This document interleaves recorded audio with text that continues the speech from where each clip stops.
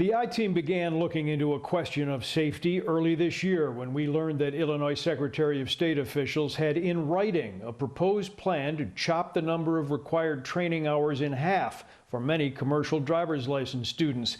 It was especially puzzling because since the early 1990s, Illinois had one of the most stringent training requirements and among the lowest truck accident rates. We move on to the engine. With supply chain issues snarling the American economy, the demand for commercial truck drivers is at an all-time high. There's a lot of information you have to know before you even move this vehicle. 160 Driving Academy, based in suburban Chicago with schools across the country, has a range of eager students, some with master's degrees, coming in for professional training, looking for a more lucrative career. We have to be responsible for not only ourselves, but for the general public. In January, with little notice, the Illinois Secretary of State's office wrote a rule change that would reduce by 50% the training required for new truck drivers from 160 hours to 80 hours. The proposed regulation could have left more than a third of all newly licensed Illinois truckers with far less training than now required. We got a letter. Was it to you? It was to all the commercial truck driving schools in the state of Illinois. And when you looked at that, what was your thought? I think we all shook our head and wondered what is going on. Why would the state want to do that?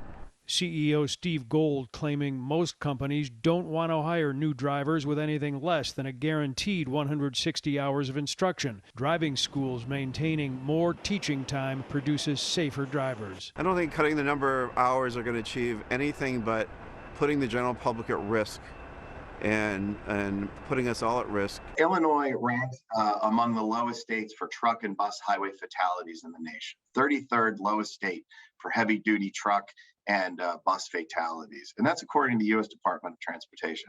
And that's an incredible record. Estimates from the National Highway Traffic Safety Administration showing fatalities involving large trucks were down in 2020, despite an overall increase in traffic deaths nationwide. With the federal government not having any minimal hours at all, but a lot of states around us didn't have any hours at all either. So we looked at it. That's why we kind of kicked it around to maybe see if we wanted to lower it or not. We weren't really for sure. We had some that were obviously for it, some that were against it. Kevin Dusterhouse is the longtime manager of the state's CDL division. The proposed rule would also cut the bus driver training requirement from 160 to 40 hours. And with the trucker shortage right now, we have a school bus driver shortage, not only in Illinois, everywhere.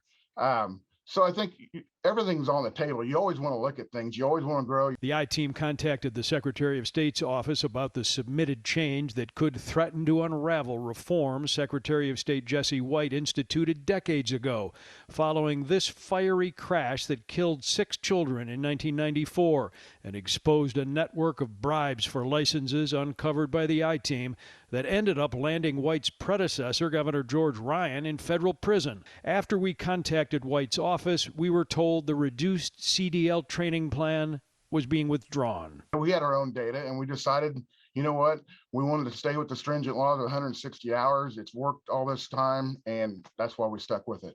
Now the question of safety is, when Jesse White retires this year and a new Secretary of State is elected, will the cut-down CDL training plan resurface? Would you anticipate that at some point this is going to happen? I really can't guess on what's going to go on, with the next administration or 2 or 3 years down the road. I really just don't know. No. What would your recommendation be for any government official who's thinking about cutting hours for truck drivers?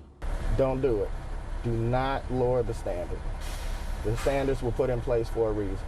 Setting off the state's own review is new federal oversight that went into effect a month ago. For the first time across the country, all entry-level CDL drivers must meet the same standards.